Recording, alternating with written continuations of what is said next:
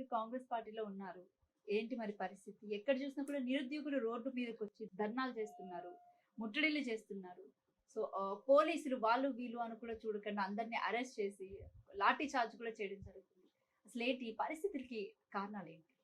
బాధాకరం. ఒక సిద్ధాంతం, ఒక ఆలోచన విధానం, వ్యవస్థ పట్ల ఒక ఆలోచన విధానం లేనటువంటి వ్యక్తి ముఖ్యమంత్రి కావటమే వీటన్నిటికి కారణం.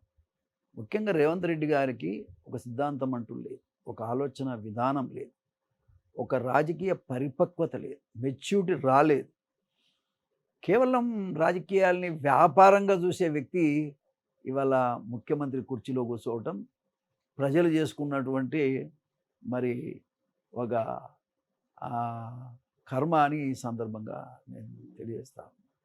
కాబట్టి ఇవాళ ఏంటంటే నిరుద్యోగ యువకులు రోడ్డు మీద 6 నెలలే బయటకు వచ్చి 6 నెలల కింద రేవంత్ రెడ్డి గారు ముఖ్యమంత్రి కావాలని ఇల్లు తిరిగి వాడవాడ తిరిగి 30 లక్షల మంది నిరుద్యోగులు వాళ్ళ తల్లిదండ్రులకి వాళ్ళ బంధువులకు చెప్పి సుమారుగా 1 కోటి ఓట్లు వాళ్ళే వేయించారు. మార్పు కావాలనే దాని మీద ప్రభుత్వం మారాలని మార్చుకున్న తెల్లారే మరిగా పదవులు అనుభవించి కుర్చీలో కూర్చునేటువంటి వ్యక్తులు ఆ విధంగా కంచెలేసి కొట్టడం, ముండ్ల కంచెలేసి కొట్టడం మరి ఎంత బాధాకరమో. చూడకుండా ఆడోళ్ళు అనకుండా చూడకుండా అరెస్ట్ చేయటం, ముళ్ళ కంచెలేసి కొట్టడం, మరి ఇది వాళ్ళ ఉసురు పోసుకోవటమే కదా. వాళ్ళ తల్లిదండ్రులు చెప్పిస్తారు కదా, అరే మా పిల్లలు చెప్తే ఓట్లు వేసినామయ్యా, కానీ వాళ్ళ మా పిల్లల్ని ఈ రకంగా కొట్టి చంపుతున్నారని వాళ్ళు చెప్పిస్తారు కదా. దానివల్ల రేవంత్ రెడ్డి గారికి ఏం మేలు జరుగుతుందో నాకు అర్థం కాదు. కానీ ఆయన కనీసం ఒక త్రిసభ్య కమిటీ వేసి ఆ సమస్య పరిష్కరించలేని సమస్యలు కూడా కాదు. ఆల్మోస్ట్ 20 రోజుల నుంచి నిరుద్యోగులు ధర్నాలు చేస్తున్నారు, ముట్టడిలు చేస్తున్నారు.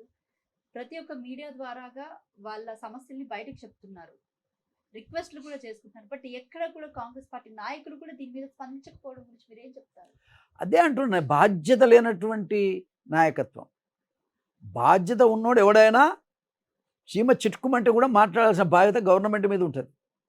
కానీ బాధ్యత లేనటువంటి నాయకత్వం ఉన్నది కాబట్టి, అది కూడా రేవంత్ రెడ్డి గారు కాబట్టి ఈ పరిణామాలు, ఈ రకమైన పరిస్థితులు వచ్చినాయి.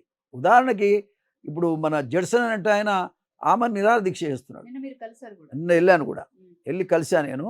చాలా బాధాకరం. ఆయన ఫిజికల్లీ హ్యాండిక్యాప్డ్ పాపం, ఆయన నడవలేడు. మరి అటువంటి వ్యక్తి 4 రోజుల నుంచి ఆమె నిరాహార దీక్ష చేస్తుంటే ముఖ్యమంత్రి గారు ఏం చేస్తున్నట్టు? గడిగొస్తురా? దేనికోసం ఆయన పని చేస్తున్నట్టు? అదే మరి. ఎందుకంటే ఆఫ్టర్ ఆల్ ఒక దళితుడు మాకెదురు మాట్లాడేది ఏంటి అనేటువంటి నియంతృత్వం, ఫ్యూడల్ విధానం ఇలా అమలు చేస్తున్న 100% నియంత ఇలా పరిపాలన కొనసాగిస్తున్నాడు రేవంత్ రెడ్డి. కారణమే జడ్సన్ బయటికి పంపించారు. అదేవిధంగా ఆయన ఆమె నిరాహార దీక్ష అయితే పలకరించినోడు లేడు. మరి ఆయనకేమన్నా అయితే మాత్రం పూర్తి బాధ్యత రేవంత్ రెడ్డి గారిది అవుతుందని కూడా ఈ సందర్భంగా నేను తెలియజేస్తా ఉన్నా. ఇది చాలా బాధాకరం అండి. మనకేమైనా శత్రువులు అనండి వాళ్ళు యువకులు. నిరుద్యోగులకి ఉద్యోగాలు ఇస్తానని చెప్పింది నువ్వు. నిరుద్యోగులకి సుమారుగా నిరుద్యోగ భృతి ఇస్తాను 4,000 ఇస్తానని చెప్పింది నువ్వు. మరి ఏమైపోయింది? ఉన్న ఉద్యోగాలు కూడా ఇవ్వటం లేదంటే ఎవరి కోసం ఆ ఉద్యోగాలు అట్ట కట్టబెట్టారు మీరు? అంటే పేదవాడు ఉద్యోగం చేసి మంచిగా బతడనే కదా నీకున్న ఆలోచన. అది నియంత ఆలోచన ఎట్లా ఉంటుందంటే, పేదవాడు ఎవడు బతకొద్దు ఈ రాష్ట్రంలో ఏ వర్గాల వాడు బతకొద్దు. అందుకే ఇవాళ రాజకీయంగా కూడా తొక్కేస్తున్నాడు. మన పార్లమెంట్ ఎన్నికల్లో మీరు చూశారు, ఒక్క వ్యక్తి కూడా బీసీకి టికెట్ లేదు. 7 సీట్లు ఉంటే 7 సీట్లు జనరల్ సీట్లు ఉంటే ఆయన కులానికే ఇచ్చుకున్నాడు. ఒక కాలంలో రెడ్డి కాంగ్రెస్ ఉండే, ఆ పద్ధతిలోనే ఇవాళ రేవంత్ రెడ్డి కాంగ్రెస్ ఇక్కడ నడుస్తూ ఉంది. దాంట్లో భాగంగా మాదిగలు 80 లక్షల మంది ఉంటే ఒక్కరికొక్క సీట్ ఇవ్వలేదు, ఎంత మొత్తుకున్నా కూడా. అదేవిధంగా బీసీలకు గౌడ్స్ ఉన్నారు, పద్మశాలీలు ఉన్నారు, గొల్ల కుర్మలు ఉన్నారు, లేదంటే మున్నూరు కాపులు ఉన్నారు, చాలామంది ఉన్నారు. 94 కులాలు ఉన్నాయి. ఎవరికొక సీట్ ఇవ్వచ్చు కదా. పార్లమెంటు పోయేటువంటి అర్హత బీసీలకు లేదా? ఒక్క రెడ్డి కులస్తులకే ఉందా? అది కూడా రిచ్ పేదరెడ్డి కూడా కాదు. పార్టీ కోసం పనిచేసే ఒక రెడ్డికి ఇస్తే కూడా సంతోషమే. కానీ ఇవాళ మొత్తంగా సీట్లన్నీ కూడా నిన్నగాక మొన్న వాళ్ళు బీఆర్ఎస్ పార్టీలో ఉన్న వాళ్ళను గంటల మీద పార్టీలోకి తీసుకొని టికెట్ ఇవ్వాల్సిన అవసరం ఏమొచ్చిందంటే వాళ్ళు బాగా డబ్బు ఉన్నోళ్ళు. డబ్బు కోసం ఏ పనైనా చేస్తాడు రేవంత్ రెడ్డి గారిని చెప్పడానికి అది నిదర్శనం. కాబట్టి ఇవాళ ఎవరికి ఈ రాష్ట్రంలో స్థానం లేదు, గౌరవం లేదు, మర్యాద లేదు. రేవంత్ రెడ్డి గారి నాయకత్వంలో మరి ఎట్లా రోజులు గడుస్తాయో నాకు తెలియదు, కానీ మొత్తంగానైతే ఒక నియంతృత్వ పరిపాలన కొనసాగుతూ ఉంది. నిన్న మరి బిగినింగ్ అనుకుంటా కంచెలేసి కొట్టడం అవును. ఈయన మొదలైంది. ఆడోళ్ళని కూడా చూడండి. ఆడవాళ్ళు అనేది కూడా చూడకుండా కొట్టినటువంటి పరిస్థితిగా మనం గమనిస్తున్నాం. దీన్ని నేను తీవ్రంగా ఖండిస్తూ ఉన్నా. పార్టీ బతకాలనేది నా కోరిక.